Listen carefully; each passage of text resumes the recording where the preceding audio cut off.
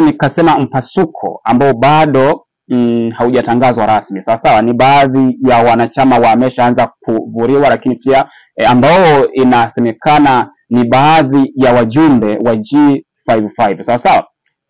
Hiyo ni kwa sababu kuu moja kwamba Chadema inajitanabaisha bayana kwamba inapambania demokrasia ya taifa hili, inapambania haki za Watanzania hawa. Sasa namna bora ya kupambania haki ya kuweza kuchagua na kuchaguliwa ni kuja na hii slogan ya no reforms no elections, ambayo hiyo sasa wanaweka bayana kwamba kama hapatakuwa na mabadiliko ya sheria za kiuchaguzi basi uchaguzi hautafanyika. Sasa je, swali la msingi ni kwamba kwa wale ambao hawatathmini maslahi ya umma, wanatathmini maslahi binafsi, wanapokeaje hili kwamba kama tusipokwenda kwenye uchaguzi watapoteza sifa aidha za kuwa wabunge, za kuwa madiwani au za kuwa nani katika taifa hili? Kwa hiyo hao wanaosema kwamba hii slogan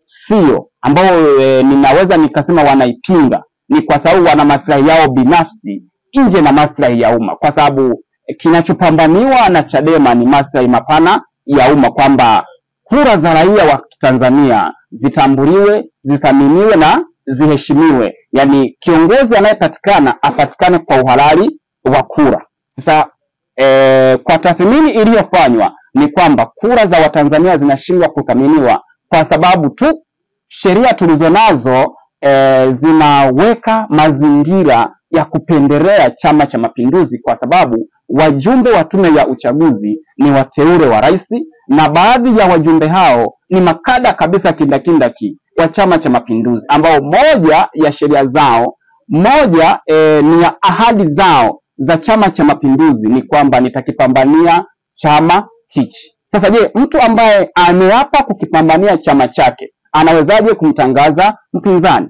Sawa. Kwa that's why Chadema wanajipambanua bayana kwamba kama hakuna mabadiliko hakuna uchaguzi. Kwa hiyo hao wanaokuja wanasema kwamba wao wanahitaji uchaguzi, hao hawasimami kwenye nguvu ya umma, hawahitaji kuona raia wa Tanzania wakithaminiwa, hawahitaji kuona haki ya kuishi ya Watanzania ikiheshimiwa. Tumeshuhudia Watanzania wengi wamepotezwa kinyemera. Sawa. Kwa hiyo hawa wanaokuja kwamba ni G55 wanapinga hii slogan ya no reforms no election.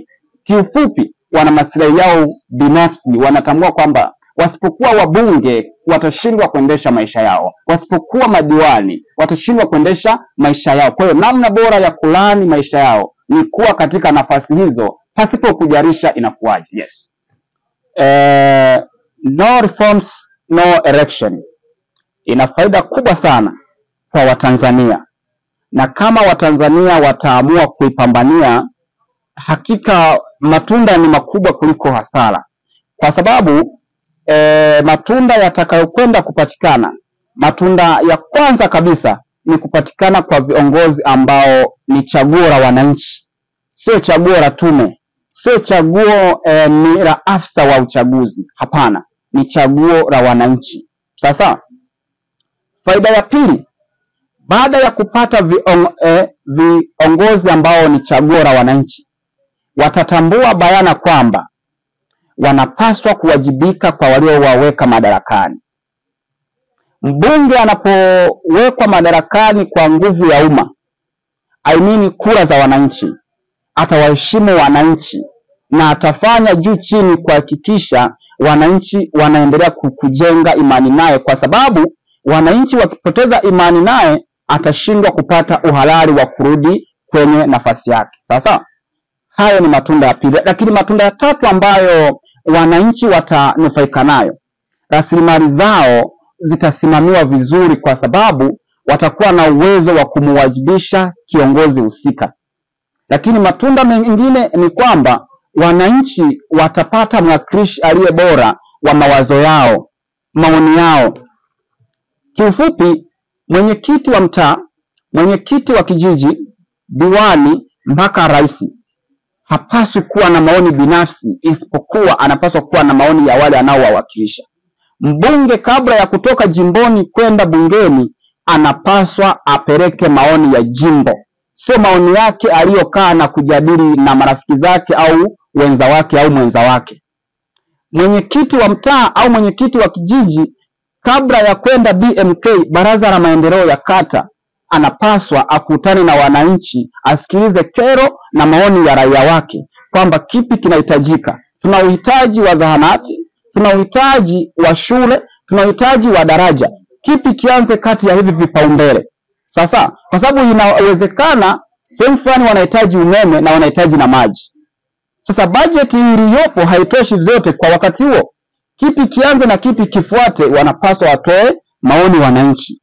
Kwa hiyo kitu pia ambacho Watanzania watafaidika nacho, kama hii no reforms no elections itafanikiwa pakubwa kwa nguvu yao, maoni yao na mawazo yao yataheshimiwa na yatathaminiwa.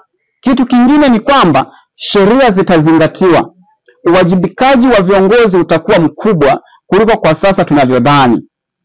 Tumeshuhudia pakubwa hata sheria ambazo zipo straight, zinaeleweka kabisa, wanakwambia hiyo sheria achana nayo. Tumeshuhudia viongozi wakitoa matamko magumu ambao kwa lugha nyepesi ni mabaya. Tumeshuhudia wateule wa rais wakitoa matamko kwa raia ambao ndio waajiri wa mwajiri wake, kwa sababu rais kwa lugha nyepesi ni mtumishi wa wananchi wake, sio bosi, sio mheshimiwa wa raia wake. Hasa kama mimi ni raia wa Tanzania, nimemwajiri Samia Suluhu Hassan ili yeye akanifanyie vile ambavyo mimi nategemea. Nimemwajiri aniletee maendeleo. Mteule wake anapokuja kunibeza mimi, tafsiri yake ni kwamba nilikosea kumchagua niliyemchagua. Sasa tumeshuhudia kauli mbaya. Nitakupa mfano wa kauli moja. Mkuu wa mkoa wa Dar es Salaam Albert Chalamila alikaririwa akimjibu mjamzito mmoja kwamba kama umekosa vifaa vya kujifungulia, nadhani vilikuwa vina gharimu 60,000, basi fungasha urudi ukajifungulia kwako.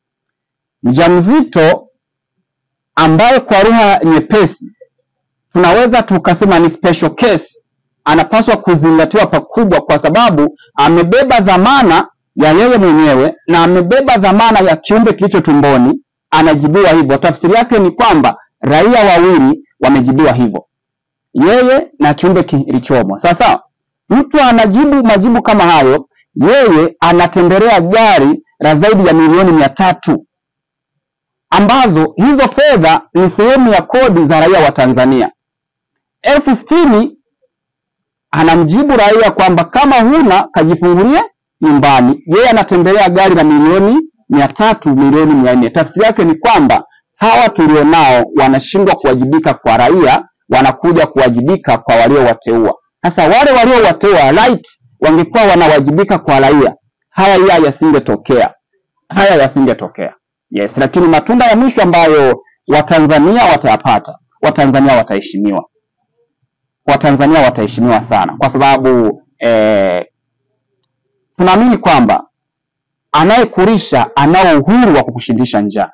Sasa kama wanaomlisha Rais Samia Suluhu Hassan ni Watanzania, Rais Samia Suluhu Hassan anao wajibu wa kuheshimu Watanzania.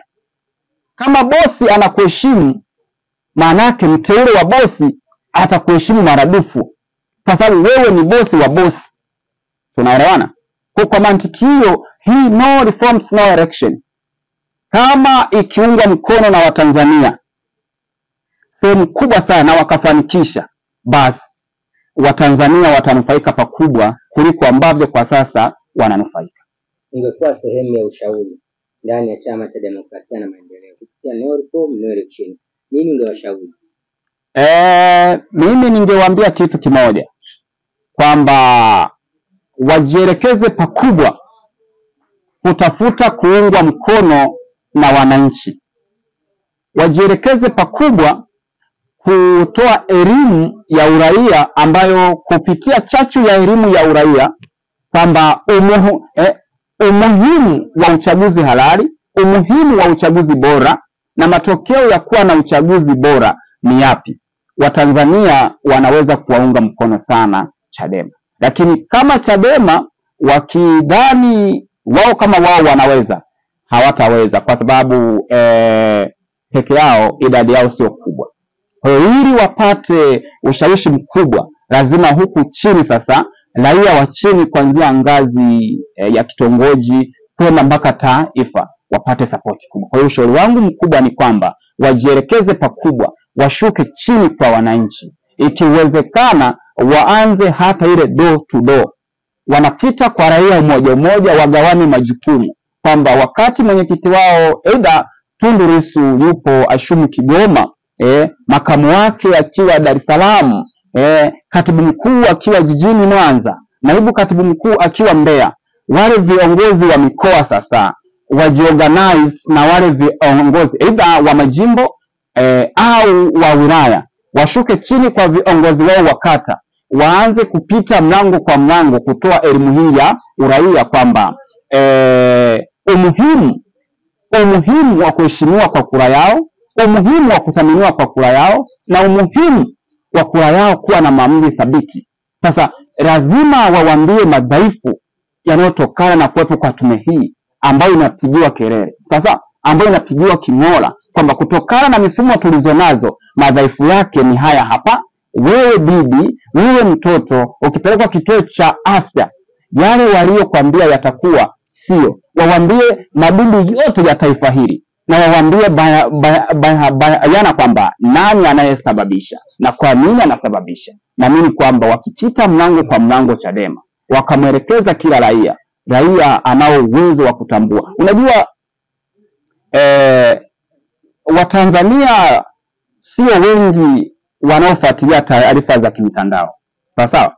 Kwa hiyo ili waweze kupata taarifa zaidi, especially kwa wale ambao wanakaa maeneo ya vijijini sana, ambapo aidha mtandao ni shida au pia uchumi wao bado haujawaruhusu kumiliki simu janja, ni ngumu kutambua kinachoendelea, kwa sababu viongozi wa ngazi za chini wa chama cha Chadema bado hawajaanza kupita mlango kwa mlango. Kwa hiyo naamini wakifanya hii inaweza ikawafikisha sehemu ambayo ni rafiki.